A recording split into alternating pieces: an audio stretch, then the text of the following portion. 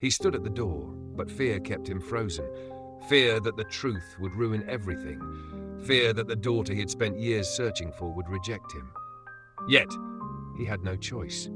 He had come too far, and she deserved to know. The memory of their first meeting was still vivid in his mind. The way she looked at him with those eyes, her mother's eyes. It wasn't just their deep green colour flecked with gold, but the way they seemed to see right through him, as if she already knew what he hadn't yet said. From the start, Emily had been wary, guarded, her words clipped. She didn't trust easily, he could see that. That was why he had approached her slowly, carefully, rather than overwhelming her all at once. But now there was no more waiting. He couldn't keep the truth from her any longer. When he finally forced himself to knock on her apartment door, his heart felt unbearably heavy. A moment later, the door creaked open. And there she was, her expression a mix of surprise and suspicion. She folded her arms across her chest and leaned against the doorframe like a barrier he would never cross. "What are you doing here?" she asked, her voice neutral but edged with irritation. Dominic swallowed hard, his throat dry. "Emily, I need to talk to you. It's important." She raised an eyebrow, skepticism all over her face. "Important, huh? You've said that before. And it turned out to be some vague, cryptic nonsense about wanting to help me. I don't need your help. So unless you have something new to say, I'm not interested." He hesitated, then took a small step forward, his voice quiet but firm. "It's not about help. It's about the truth, about who I am and who you are." Emily's brow furrowed. For a moment, she almost looked curious, but then she shook her head, her defenses snapping back into place. "I don't have time for games. If you're here to sell me some stories, save it." "I'm not playing games," he said, his tone urgent now. "You're my daughter, Emily. I'm your father."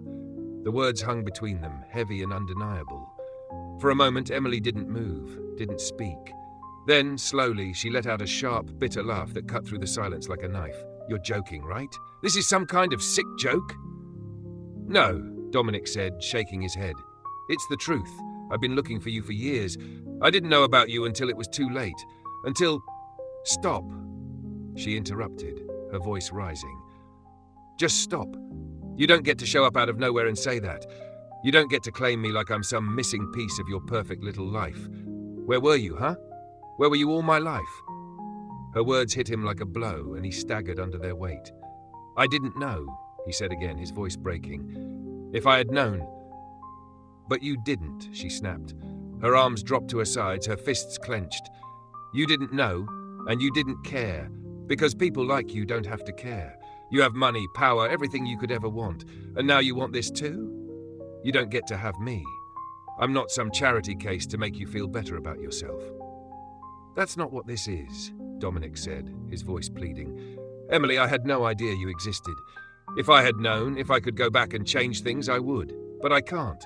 All I can do now is try to make it right." "Make it right?" she repeated, as if the words were foreign. She shook her head, her eyes flashing with anger. "You can't make it right. You weren't there.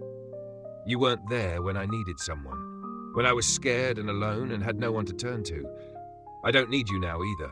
I've survived without you, so why don't you do me a favor and forget I exist?" Her words were like a knife twisting in his chest, but Dominic didn't move, didn't flinch. He could see the pain behind her anger, the wounds she carried like armor. He wanted to reach out, to hold her, to tell her she didn't have to carry it all alone anymore, but he knew she wouldn't let him, not yet. "Emily," he said softly, "I know I can't change the past, and I know you don't trust me. You have every right to feel the way you do, but I'm not going to give up on you. You're my daughter, and I love you. Whether you believe me or not, that's the truth." Her jaw tightened. For a moment, he thought she might slam the door in his face, but instead she stepped back, her expression cold and unreadable. "You should go," she said quietly. "I don't want to see you again.